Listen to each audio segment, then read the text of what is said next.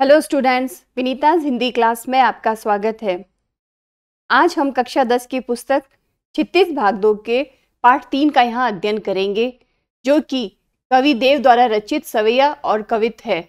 इसकी हम संपूर्ण व्याख्या यहाँ पढ़ते हैं। तो लेट्स स्टडी देव।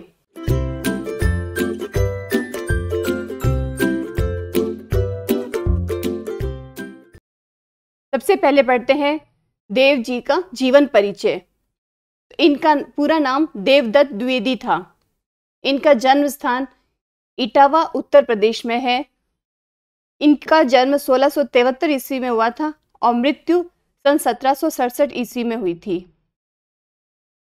इनके भक्ति भाव को देखें तो ये हित हरिवंश के राधा वल्लभ संप्रदाय में दीक्षित रहे हैं। ये अक्खड़ स्वभाव के धनी थे और इनके आश्रयदाता थे औरंगजेब के पुत्र आजम शाह, सेठ भोगीलाल, सुजामन मणि, अली अकबर खां और मोतीलाल। तो ये रहा देव जी का जीवन परिचय। अब पढ़ते हैं इनके द्वारा रचित इन सवैये और कवित का पाठ परिचय। प्रस्तुत पाठ में दिए गए कवित सवैयों में जहां एक ओर कवि के द्वारा रूप सौंदर्य का चित्रण करते हुए अलंकारों का अद्भुत प्रदर्शन देखने को मिलता है, वहीं दूसरी ओर कवि का प्रेम और प्रकृति के प्रति अनेक भावों की अंतरंग अभिव्यक्ति भी देखने को मिलती है। पहले सवैये में कवि देव ने श्री कृष्ण के राजसी रूप का वर्णन किया है। देव की इन कवित सवैयों से उनके प्राकृतिक सौंदर्य को अद्भुत तरीकों से प्रस्तुत करने की कला का ज्ञान होता है। शब्दों की आवृत्ति का प्रयोग कर उन्होंने सुंदर ध्वनि चित्र भी प्रस्तुत किए हैं। अपनी रचनाओं में वे अलंकारों का भरपूर प्रयोग करते थे। आगे पढ़ते हैं इनके द्वारा रचित सवैये और कवित। तो इसमें सवैया है पहला, पायनी नुपुर मंजू बजे, कटी किंकनी के धुनी की मधुराई। यहाँ पायनी से आशय है पैरों में और नुपुर अर्थात पायल, किंकनी अर्थात करधनी जो कि कमर में पहने जाने वाला एक गहना है। तो इन पंक्तियों में कवि देव ने श्री कृष्ण के रूप का सुंदर चित्रण किया है। देव कह रहे हैं कि कृष्ण के पैरों में घुंघरू और कमर में करधनी है, कटी अर्थात कमर, जिससे कि धुनी की मधुराई, मधुर ध्वनि निकल रही है। अगली पंक्ति है, सांवरे अंग लसे पटपीत, ये हुल से वनमाल सुहाई। तो यहाँ पीत से आशय है पीला और लसे अर्थात सुशोभित।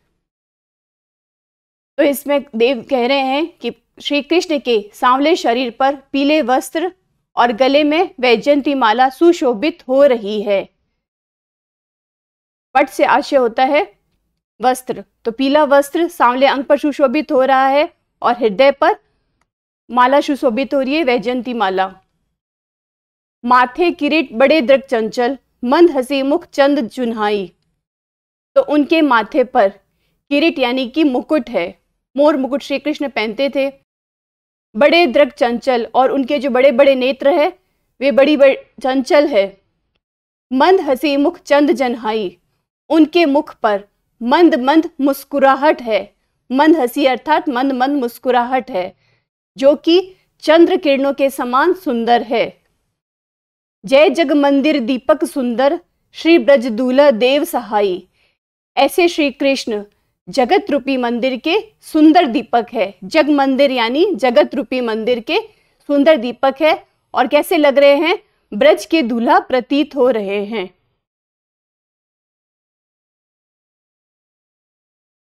पहले था हमारा देव द्वारा रचित सवैया।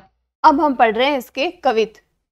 तो यहाँ कवित के हमने 2 पार्ट कर लिए हैं या 2 भाग कर लिए हैं। इसमें पहले कवित में मानवीकरण अलंकार का प्रयोग हुआ है। यहाँ कवि देव बसंत ऋतु का उस तरह से बखान कर रहे हैं जैसे कि वह कोई नन्हा शिशु है। तो जैसे बता रहे हैं वह कि डार द्रुम पलना बिछोना नौ पल्लव के, कि बसंत के आगमन पर बसंत के लिए किसी पेड़ की डाल का पालना बना हुआ है। डार से आशय है डाल और द्रुम अर्थात पेड़, तो पेड़ की जो डाल है वह बसंत के लिए पालने के समान है। और बिछोना किसका बना है, नव पल्लव यानी कि नए नए पत्तों का। उन डालियों पर उग आए नए नए कोमल पत्ते उस पालने में बिछोने के समान हैं। सुमन झिंगुला सोहे तन छवि भारी दे। बसंत ने फूलों से बने हुए कपड़े पहने हुए हैं। सुमन अर्थात फूल और झिंगुला यानी झबला जो वस्त्र होते हैं वह कपड़े पहने हुए हैं जो कि अत्यधिक शोभायमान हो रहे हैं। पवन झुलावे केकी कीर बतरावे देव, कोकिल हलावे हुलसावे कर तारी दे। इसमें आगे देव बता रहे हैं कि पवन के झोंके उसे झूला दे रहे हैं। जैसे झूले को हिलाते हैं बच्चे को सुलाने के लिए, वैसे ही बसंत रूपी नव शिशु को सुलाने के लिए पवन झूला दे रही है। केकी कीर यानी कि मोर व तोता अपनी अपनी आवाजों से बातें कर रहे हैं। बतरावे यानी बातें कर रहे हैं। कोकिल हलावे हुलसावे कर तारी दे, और कोयल भी प्रसन्न होकर तालियां बजा बजा कर अपनी प्रसन्नता व्यक्त कर रही है। अब इसका अगला भाग पढ़ें। पुरीत पराग सो उतारो करे राई नोन, कंचकली नायिका लतान सिर भारी दे। तो यहाँ पुरीत से आशय है भरा हुआ।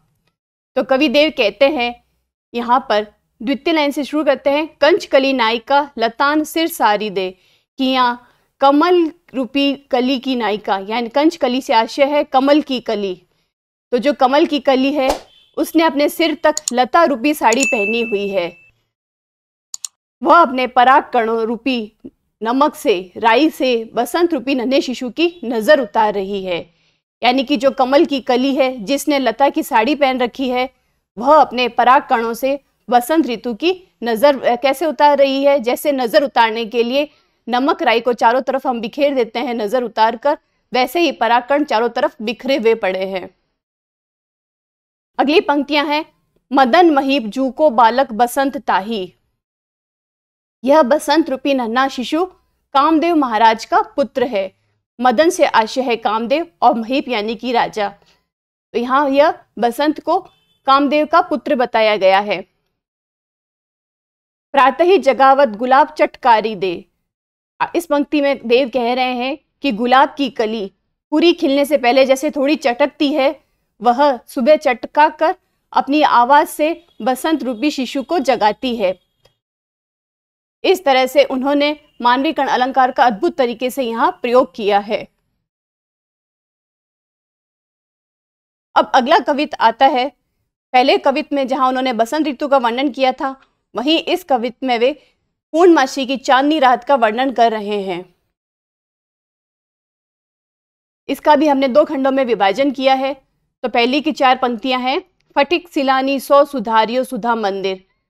फटिक से आशय है स्फटिक। स्फटिक वो होता है जो एक पारदर्शी सा पत्थर सा हो, वो स्फटिक कहलाता है। और सिलानी यानी कि पत्थर या शिला। तो यहाँ कविदेव पूर्णमासी की चांदनी रात का वर्णन करते हुए बता रहे हैं कि इतना सौंदर्य बिखरा हुआ था, चांदनी का तेज ऐसे बिखर रहा था जैसे पूरा संसार स्फटिक की शिला से बना हुआ एक सुंदर मंदिर हो। पूरा संसार मंदिर लग रहा था, स्फटिक शिला से बना हुआ। उददी धदी को सो अधिकाई उमगे अमंद। तो यहाँ पर उददी से आशय है समुद्र और ददी से आशय है दही। कौसो यानी के जैसा। तो यहाँ पर जो समुद्र, दही का समुद्र लग रहा था, कवि की नजर जहां तक जाती है वहां से चांदनी ही चांदनी नजर आती है। उसे देखकर कवि को ऐसा लग रहा है जैसे धरती पर दही का समुद्र हिलोरे ले रहा हो। बाहर ते भीतर लो भित्ती न दिखेई देव। इसमें कवि आगे कहता है कि यहाँ पर दूर दूर तक बाहर और अंदर सब कुछ साफ साफ दिखाई दे रहा है, बीच में कोई भीति यानी कि दीवार नहीं है। दूध को सो फैन फैलियो आंगन फरस बंद। इस प्रकाश में दूर दूर तक बाहर और अंदर इस तरह साफ दिखाई दे रहा है और ऐसा लग रहा है कि दूध का सो फैन, फैन अर्थात झाग, कि पूरे आंगन के फर्श पर दूध का झाग फैल गया है।